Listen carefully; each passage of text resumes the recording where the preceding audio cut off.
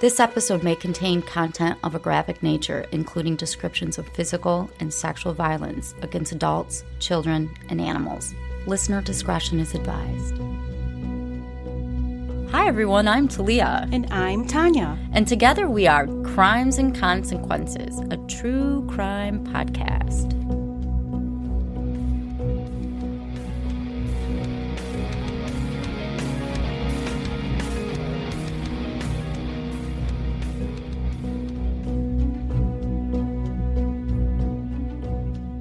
Hi Tanya. Hi Talia. Welcome back everybody to this week's episode of Crimes and Consequences. This week we're doing something a little different. We are going to talk about a female wrestler who was also a serial killer in Mexico. Oh. She is known as, and I do not speak Spanish, but I'll try, El Mataviejitas, something like that. That translates to? The old lady killer. All right. Juana Barraza was born on December 7th. I'm going to give you a little background on her. Okay. In 1957 in Hidalgo, Mexico. That is north of Mexico City. Okay.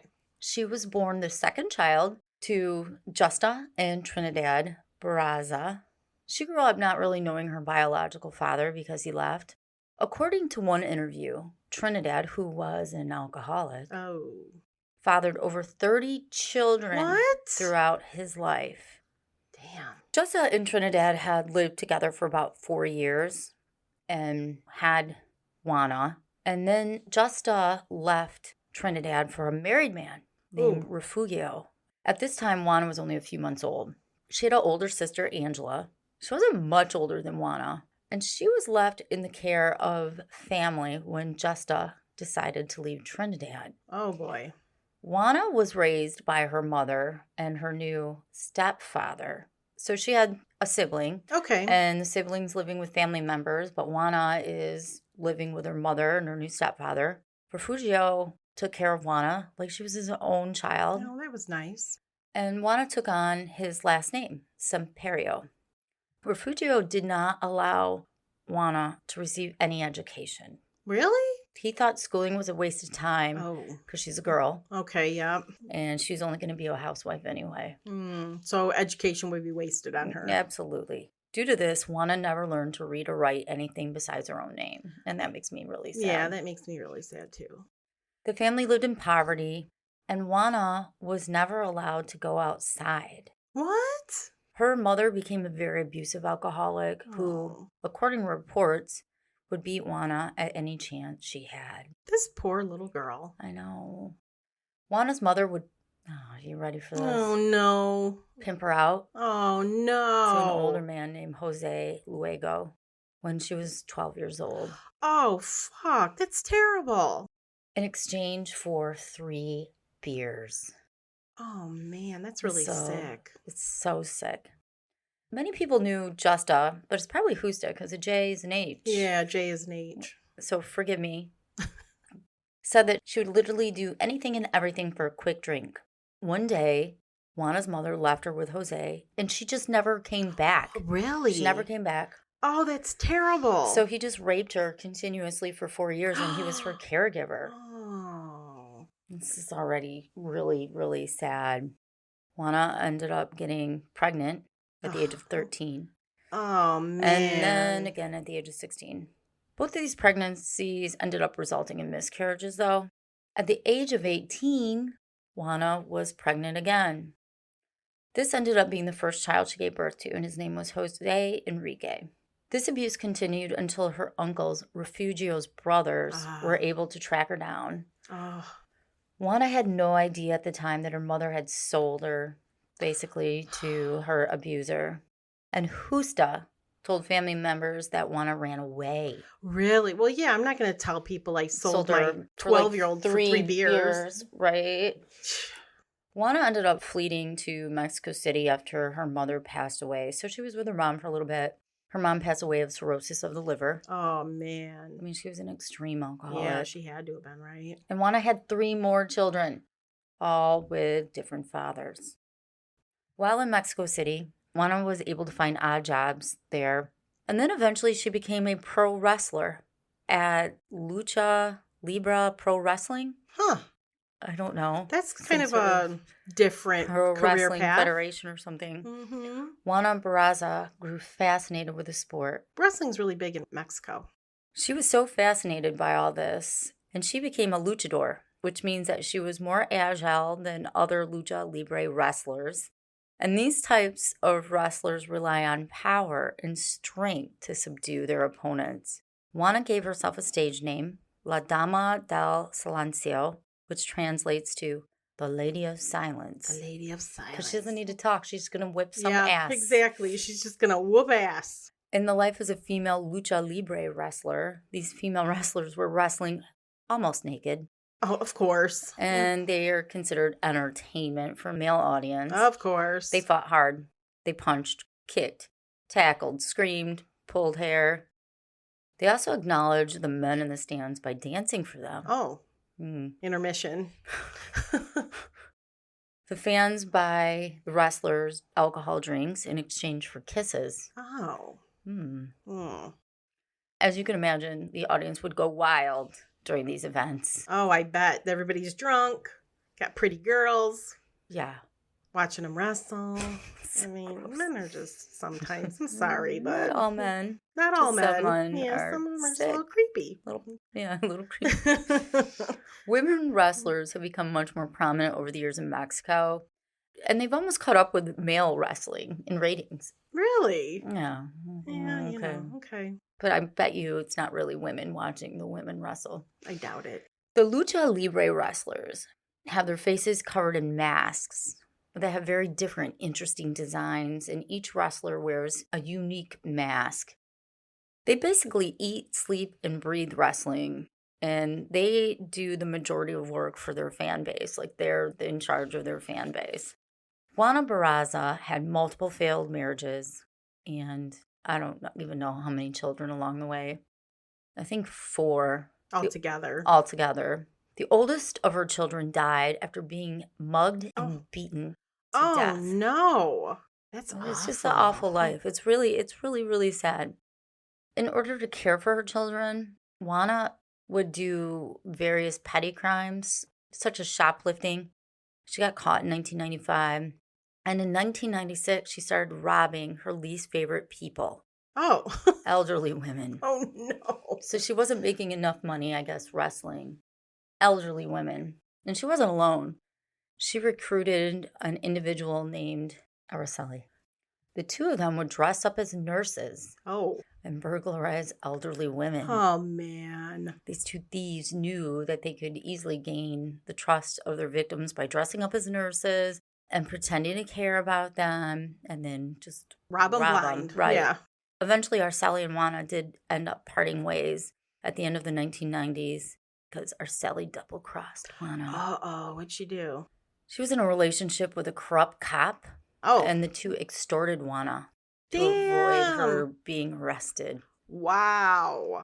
With her wrestling career coming to an end, Juana found herself really in need of money. I mean, she's only, I guess, making so much money robbing older women and wrestling.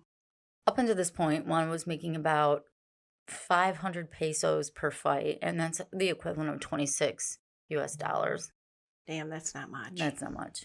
She continued the robberies without Araceli and eventually worked her way up to murder. And that was because her first victim made a very insulting comment to her. Pissed her off. This comment brought back all the memories of her abusive mother, and Juana decided that murder would be her revenge on her late mom, since the victim reminded her so much of her mom and the abuse she endured for years. After the first kill, Juana went on a 3-year-long killing spree. Oh, shit. Each one of her victims was a lonesome grandma or abuela. Each victim was strangled. Well, not each. She beat some of them. Oh. And some were ransacked. If the victims were distracted, they were strangled immediately. But if not, they were brutally beaten and then strangled to death. Oh, man, that's violent. I know. Imagine beating an old lady. That's fucked up, dude. Juana's all shades of fucked up. Yeah, I know. Jeez. Law enforcement sincerely cared about these deaths. It was a 3+ year investigation. Since older women in Mexico were and still are considered like the most respected in the culture. Abuela. Over 4,000 women were killed, just so you know. What? Between 1993 and 2004, they were murdered. And most of those murders weren't seriously investigated. But when an abuela was murdered, that was taken very seriously. And that was the reason for the first serial killer task force ever in Mexico's history, specifically to solve the murders committed by Juana Barraza. Are you shitting me? No. They didn't have one until this? Nope. Wow. And as I said, they're so busy dealing with the cartel, which in Mexico is known for killing. But the cartel murders were more like business transactions, business decisions, and there was quote-unquote reasons behind them. The Mexican culture is not known to kill for no reason or just to kill to kill. Like fucking other weirdos around the world. Okay. The local police originally denied the existence of a serial killer in the beginning to keep the public from panicking. But as more bodies were being found, there was just no way that the police could deny what was happening. All these abuelas start piling up. Yeah, the government and politicians worked with law enforcement, and they really tried to keep the gruesome details under wraps and to keep the media from leaking any information about the murders. Since, this is a 3-year time span, and let me tell you, there's like 50 murders. Wow. I'm not saying she did all of them. Right. I'm just saying these abuelas died. Quite a few. A lot. Yeah. And that's when an unknown person was dubbed the old lady killer. As I tried to pronounce earlier, it's El Mataviejitas. And if you notice the word El in front of it, that is the masculine word for the instead of la, which is a feminine word for the. So that means investigators really thought it was a male killer.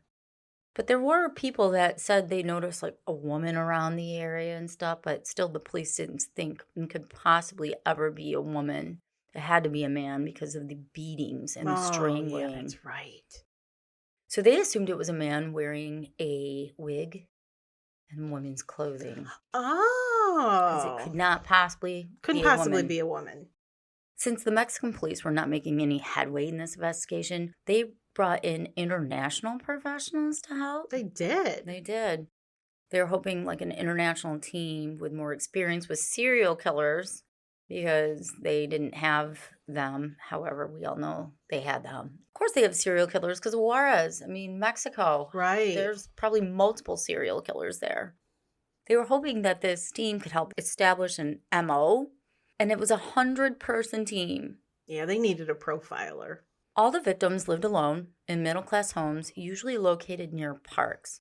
At the beginning of the investigation, the victims were robbed of their money and jewelry, and they were all killed during the daytime. There was never any sign of forced entry, and this made the police think the killer was posing as a person of authority. Yeah, in nurses. order to gain access. But before I tell you more about the killings, we're going to take a quick break. In November of 2002, the first victim was Maria de la Luz Gonzalez, a Naya from Mexico City.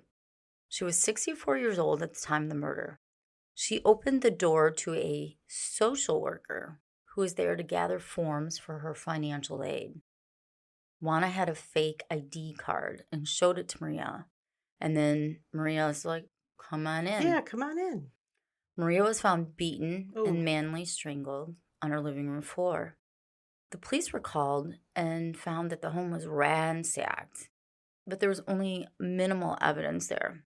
In early March of 2003, Garamina was strangled and robbed exactly like the first victim. And then there was another victim. She was 86-year-old Maria Guadalupe Aguilar Cortina, and that was in July of 2003. She was found strangled to death in her home. And then there was a fourth victim in October, 87-year-old Maria Guadalupe de la Vega Morales. She had fractured arms. Oh. She'd been tied up. Oh, damn. And strangled to death. On October 24th, there was a fifth victim who was strangled. She was 78-year-old Maria del Carmen Buenos Cote de Galvin. I'm pretty impressed with myself for saying that right, I think. Are you ready for this? She was strangled with a stethoscope. What? And it was found still wrapped around her neck when police came. That's a weird thing to leave behind. Because she's a nurse. Exactly. Another victim was found on November 4th. So this is only 2 weeks later with a telephone cord wrapped tightly around her neck. Many of the crime scene images can be found online. Oh, no. And they're really pretty graphic, to be honest. Oh, no. It is not recommended to our average listener to Google the photos. But if you're into that, if you're into it, you can find them. They're really sad, and they don't spare any detail. Oh, man. I don't need that. Oh, girl, you'll probably Google it tonight. Such a liar. The frequency of each murder had the investigators chasing their tails. I mean, they're unable to prevent the next. We're at a point where it's every 2 weeks, and they have no evidence really at the scene. So they have no idea who's doing this, and they think it's a male. And, of course, Juana had tricked each victim. She gained the trust of them. Complete stranger, by the way. And they let him into her house. Well, she had the fact that she was a woman, right, number that's one. true. Being a nurse or a social worker. Right. 2 more lives were claimed before the end of 2003. Damn, how many is that? Like 6 or 7? Yeah. On November 19th, Natalia Torres Castro, she was 85 years old, was strangled with some sort of ligature. In the crime scene photos, it appears she was killed with drawstrings taken from plastic garbage bags. So Juana took out the drawstrings from the garbage bag and used it to tie it around her neck.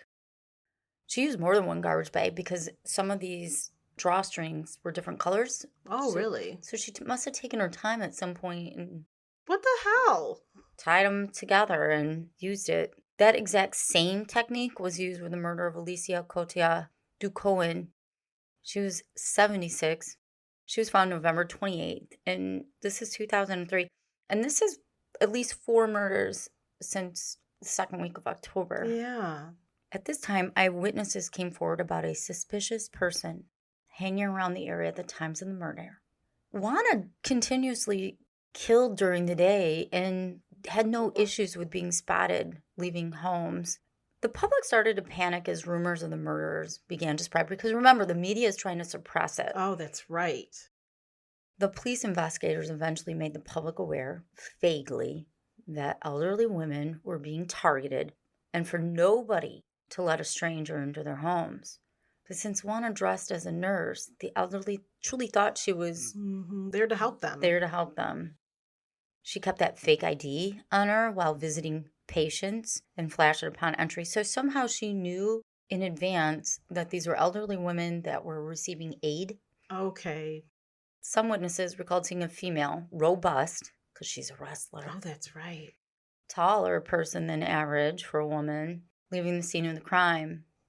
And these witnesses said, listen, this is a woman. But the police were still sure it was a man dressed in women's clothing, especially by describing this woman as robust and tall. At the beginning of 2004, Justice Department Chief alerted the public and announced that the old lady killer was in fact real and all the public rumors were true. According to the chief prosecutor, and this was a profile that had been put together by that team of over 100 people. This is what they believed the suspect would be like. He was a person between 40 and 50 years old who was about 5'7". He didn't have a permanent job.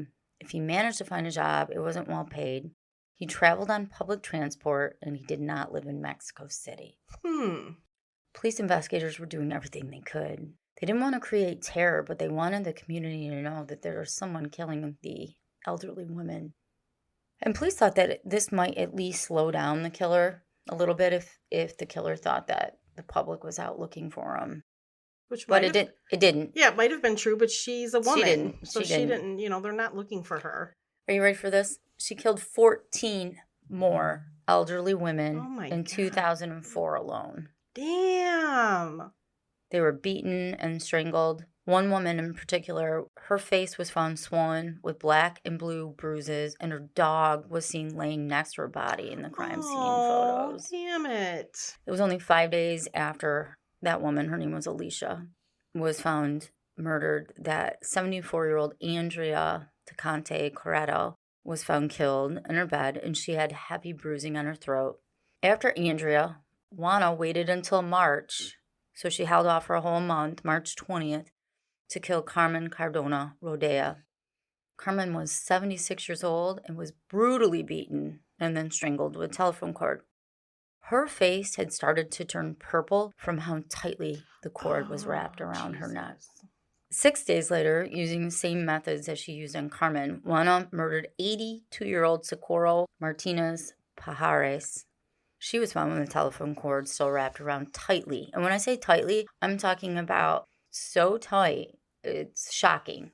On May 24th, Guadalupe Gonzalez Sanchez, and she was 74, was found so beaten that her face was barely recognizable. Oh, my goodness. And she had 2 cords wrapped tightly around her neck. So now she's escalating the violence. On June 25th, Estela Trejo was strangled with a stethoscope, and she was 85. On July 1st, Delfina Castillo was found strangled, and she was 92 years old. Oh, man. 2 days later, Juana strangled 84-year-old Maria Taluantes Tisipan. And then on July 19th, she murdered Maria de los Angeles Cortez Reynoso. They have a lot more names than we do in America. She was found beaten and strangled with a belt, and she was 84 years old. But Juana took off a whole month from killing. She got busy. Before strangling Margarita Vasquez with a telephone cord on August 31st. A little less than a month later, on September 29th, 79-year-old Simona Ayala was found beaten and strangled. Some reports say Simona was also smothered with a pillow before she was fatally strangled. On October 24th, Maria Martinez Benavides, age 70, was found brutally beaten and strangled with a stethoscope until her neck eventually snapped. That's what I was trying to tell you. She was doing it really tight. Yes. There was so much force and so much anger. I can see why they would think that a man did it. Right. The last 2 lives taken in 2004 were those of Margarita Rodriguez, she was 83, and Maria Perez, she was 76 years old. They were both beaten and strangled. As I said before, Juana would strangle these women with various things, including her hands. She would use whatever she had handy, a belt, a cord, a stethoscope, a piece of clothing, or ligature she made from garbage bags. The police used the stethoscope as a huge clue because, that's not something you and I are carrying around with us. It's been more than once. Yeah. Yes. Forensic psychologists were brought in to assist in the investigation. They really wanted to get inside the mind of the killer. So this is what they came up with after the first go-around of what I told you. They said, based off eyewitness accounts, it was a man with homosexual tendencies. Oh, Jesus, really? A victim of childhood abuse who grew up surrounded by women, most likely lived with an elderly person, and has resentment towards an elderly feminine figure, and is intelligent. Quite wrong on I was going to say they maybe got 1 or 2 things correct. A homosexual male? Yeah. Come on. Why would a homosexual man? Why homosexual male? I don't know, because there's no rape. Oh, maybe. I guess. I don't know. I'm not an expert. But resentment of older ladies. Yeah. Okay. Obviously. Right. But in 2005, now that was a pretty big year for Juana. It was? Yeah. She would kill 17. Oh my God. Women. I can't believe that she's leaving no clues behind. In January, I'm not going to go through them all in detail, but in January, Julia Duplin, she was 60, was found by police with pantyhose still tied tightly around her neck. 1 woman was killed in February and found by police, but the cause of death was stated as unknown. However, they attribute it to Juana. Maria Mendoza, she was 59. That doesn't seem old. That's not elderly. Yeah. No. It is not certain if Juana is behind the death, but they think so. On March 13th, Maria Marengo, she was 76, was strangled with pantyhose. But eventually her cause of death was she was beaten. And it takes a lot to beat. Beating someone to death. 1 day later, Arturo Barranco, he was age 64, was found strangled in her home. 5 days later, Carolina Robledo was found stabbed. Oh. She's 79. Stabbing is new. Yes, that's a new, right? Mm-hmm. That's new. Since Carolina was found stabbed, it wasn't certain if she was killed by Juana, but police are pretty convinced Juana did this. So Juana wasn't convicted of all these murders, but police are pretty sure she did it. And I'm just going to say she allegedly did do it. Yes. Allegedly. Allegedly, yes. Did do it. Allegedly. Did it.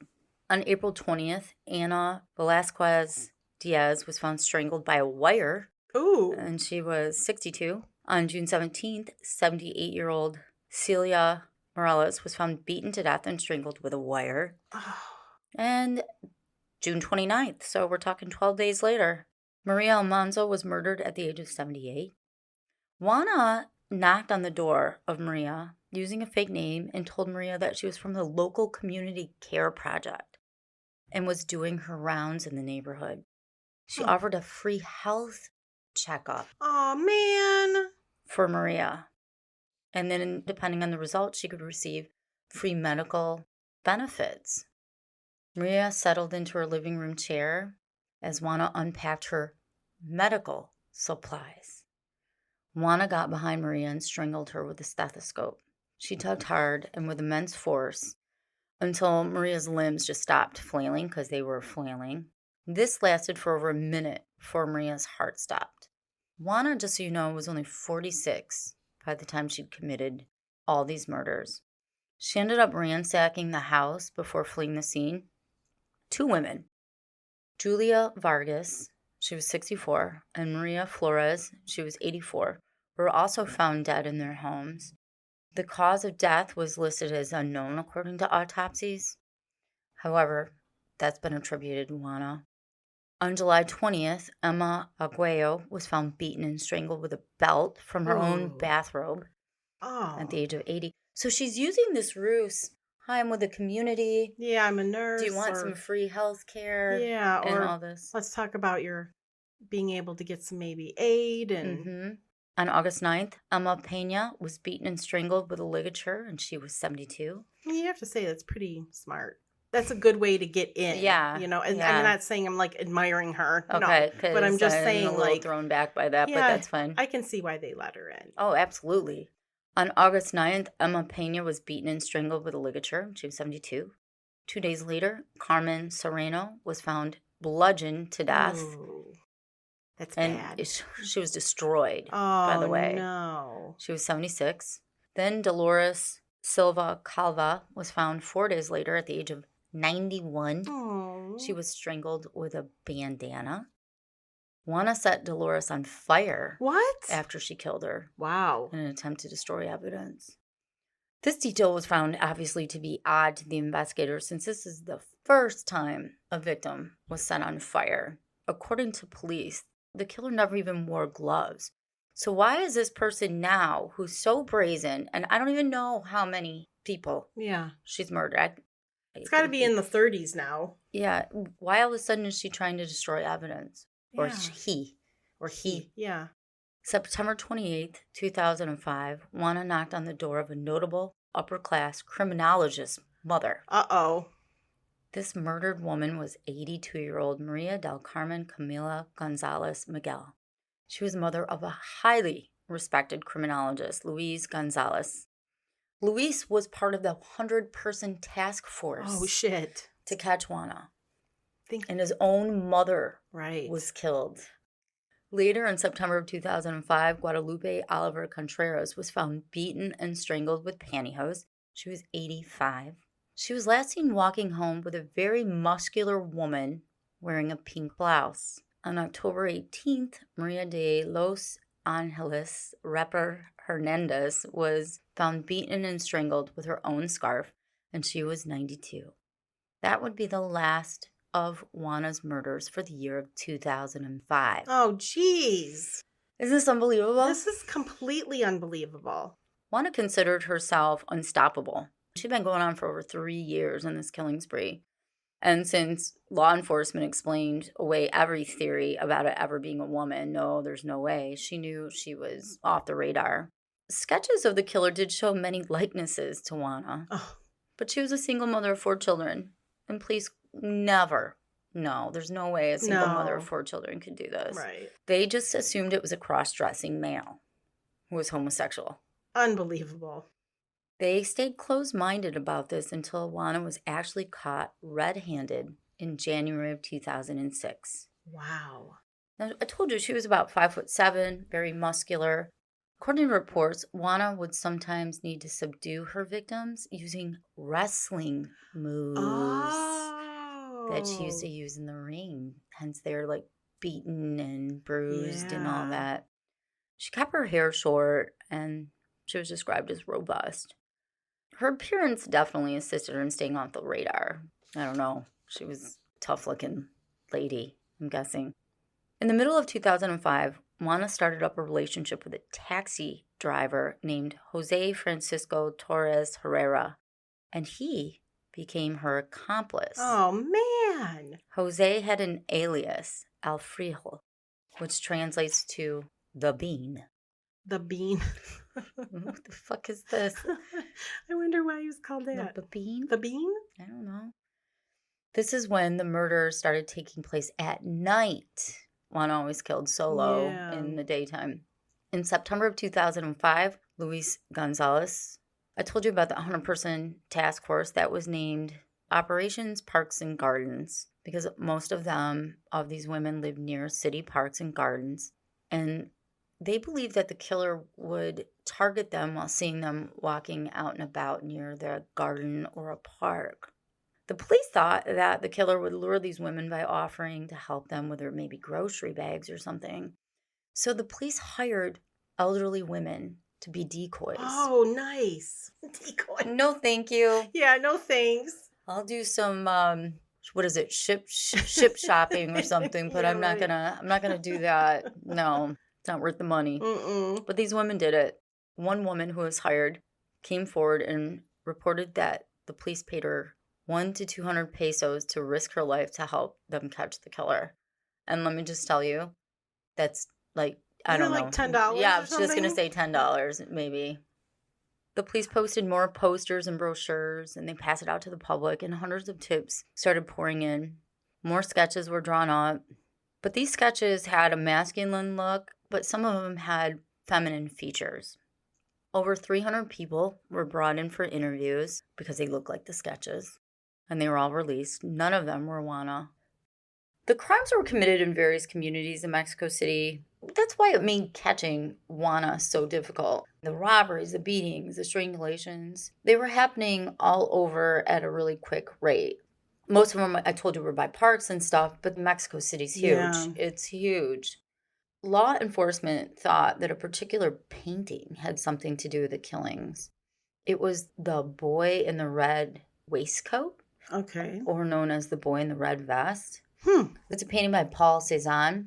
And 3 of the victims killed close together in the timeline had a copy of the painting. So maybe there's... Oh, that's weird. There's just coincidence. Yeah. Because it's a popular painting. Right. The police began figuring out the murders were happening on Tuesdays and Wednesdays. And they hoped that schedule would be like a big clue about the killer. More eyewitnesses came forward expressing how they saw the murderer wearing a red dress or someone that looked like a nurse. We talked about that.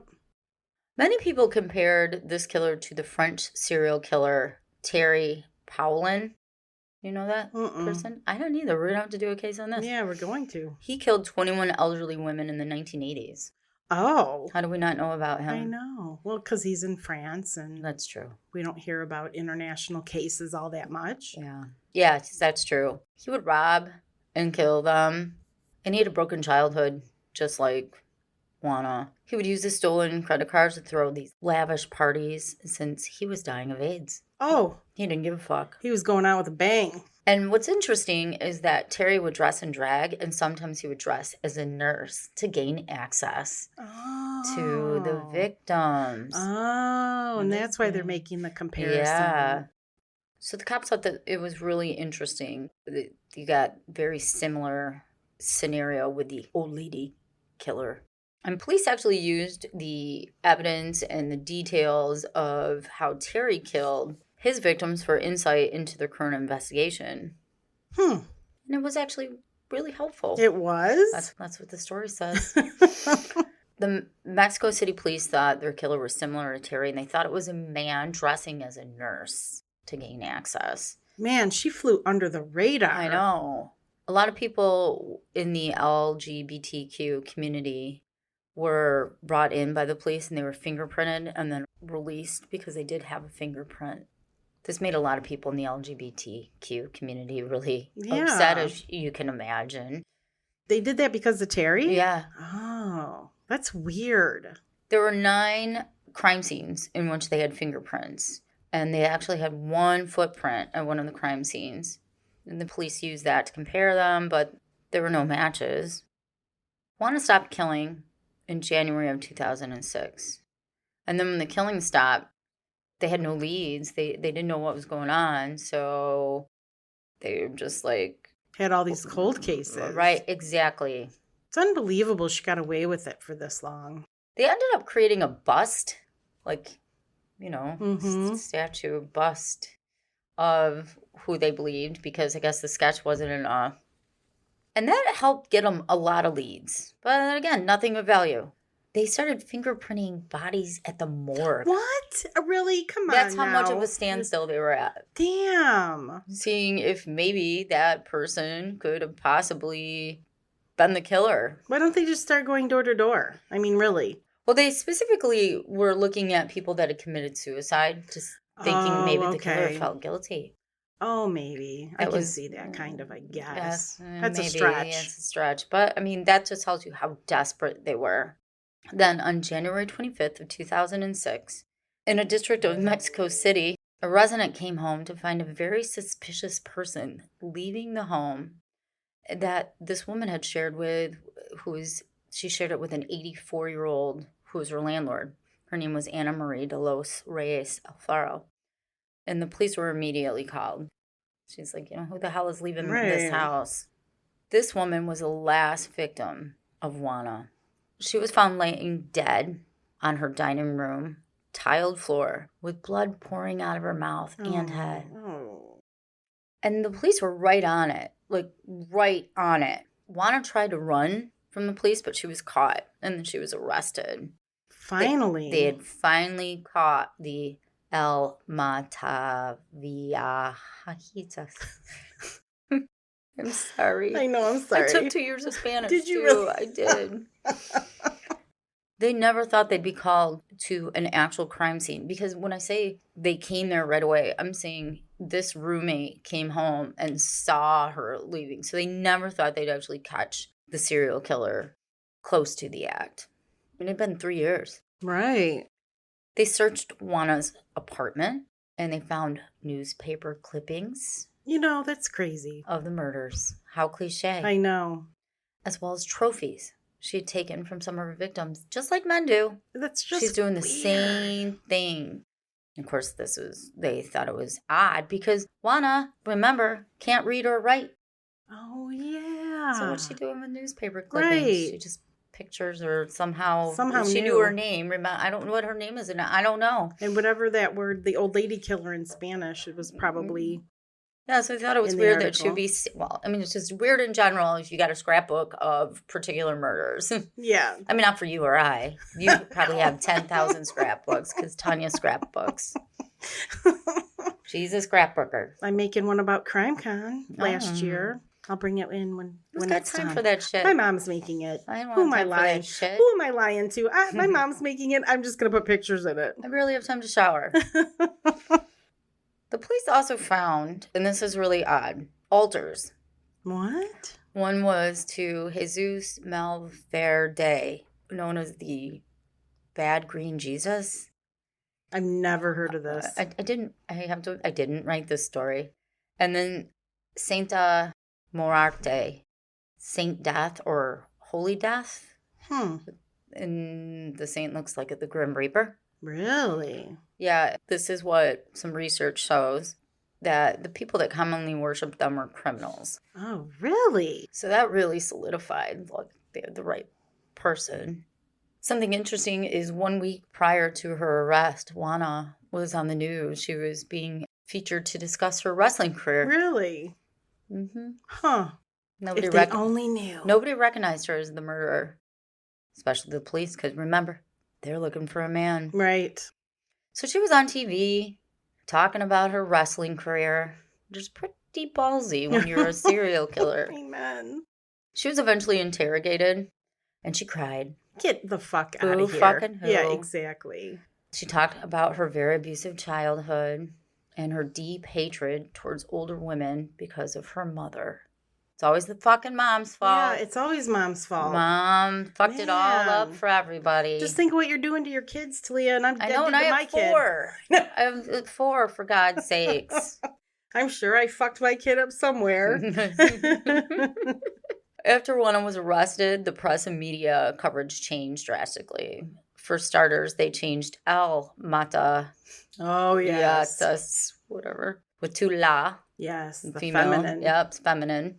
Since law enforcement profiled the killer as having intelligence, they had a profile released to the public to be similar to the claim that she was a calculated killer with the intelligence of like Ted Bundy. And then she was often compared to Eileen Wuornos, who we will be doing an episode about soon. Yes, because we've never done her. Side note, if you'd like to delete it, I will be covering Eileen Wuornos next year. Yeah. The one I had a trial, it was 2008. She confessed to 1 murder. Really? And that was the one she got, basically. Oh, the one they caught her? Her with, yeah. She was charged with 36 counts of murder. Damn. And she's believed to have murdered anywhere from 49 women, and 99% of them were 60 years of age or older. Prosecution tried to say that she was psychotic, and she was a cold, brutal killer. She was a sadist. I mean, maybe. Maybe. She had no remorse. If you think she only felt sorry for herself. She had no remorse. Yeah, if she cried, it was for herself. And the jury didn't really like her. Dang. She was convicted of 16 counts of murder. Damn. And that was based on the fingerprints at the crime scene. Oh, they had her fingerprints there. They couldn't present enough evidence to prove that she killed all of them. Even though she probably did. Of course. Allegedly. Of course she did. So she was sentenced to 759 years in prison. When is she eligible for parole? Next year. No, I'm just making that up. Yeah, I don't know if Mexico is as stringent. I don't know, but I wouldn't want to spend 1 day in a Mexican prison. So honestly, I wouldn't want to spend 1 day in any prison. That's true. That's a valid point. But I mean, Mexico, I've watched a lot of cartel shows. Don't want to. That's true. Juana's still alive, and she is serving her sentence in the Santa Marta Acatila prison. She is 64 years old, and she's now considered elderly. If she better watch her back. She better watch her back, or she might just kill herself. Yeah. She can be paroled after 50 years, but she will not be alive. No, she won't make it that long. Maybe, but I doubt it. No, she'd be 114. Well, wouldn't it be from when she was convicted? Yes, well, you're right. She was convicted in 2009. So she'd have to be like 100. 104. Yeah. Okay, so nobody has to worry about Juana. Something interesting, though, Tanya. Love is amazing. You can find love. Oh, no. Anywhere. Did she find prison love? She found love in prison in 2014 and married a 74-year-old man named Miguel Angel. Oh, Miguel. He's a fellow convict who also served a murder sentence. Oh. So if you're going to find your match. I guess. That's a match right there. I wonder how they met. Well, he's still serving his sentence, so he's not even released. So I don't know how strong their love is. Somehow they fell in love. Both in prison. What's that song go? You found love in a hopeless place. They found love in a hopeless place. They're each in their own sector of the prison, so somehow they bumped into each other. And we're like, oh, it was love at first sight, right? Whatever, I guess. You got nothing else to do. Might as well get fucking married. I guess. They got married along with 48 other couples in prison. They had a mass wedding ceremony. Oh, man. And then they had food with wedding cake and music was played for all of them. There was? Yeah, I'm not making it up. Wow, that is so funny. And that's the end of the story. That's crazy. This is just Maybe they have a date every year where people can get married. That's what I'm thinking. In the prison, we'll give you some Do they cake. have like twice a year dances between prisoners where you can meet and fall in love? I guess. I mean, Right, like did they date night? Yeah. Every fourth Friday of the month. They have a mixer. They mix the women's prisoners and the men's prisoners. I don't know how Whatever. it goes. Oh my God, this is ridiculous. Anyway, well, thank you, Talia. That is the end of it. That's a terrible story. That is a terrible story with a ridiculous ending. Absolutely. Anyway, I want to thank you guys all for taking the time to listen to this story. And thank you, Tanya, for taking the time to listen to it with me. And if you haven't done so already, please hit the subscribe/follow button on your favorite app. If you want to listen to this on anything other than your favorite app, you can go to our website, crimesandconsequences.com, where you can get some merchandise. You can. And also, every week, we release a ad-free special subscribers-only episode on patreon.com/TNT Crimes, and that is the letters TNT Crimes, and also on Apple Podcast. And you also will get early releases of the public episodes such as this with no ads. With no ads. It's amazing. Yep. And we have Facebook and Instagram too at Hardcore True Crime. And I think that's everything. I think so. I hope so. All right. Well, if we forgot something, we'll have to cover it next time. We're sorry. Life goes on. Life fucking goes on. You live. Exactly. Until our next episode. Don't kill each other. Bye. Bye.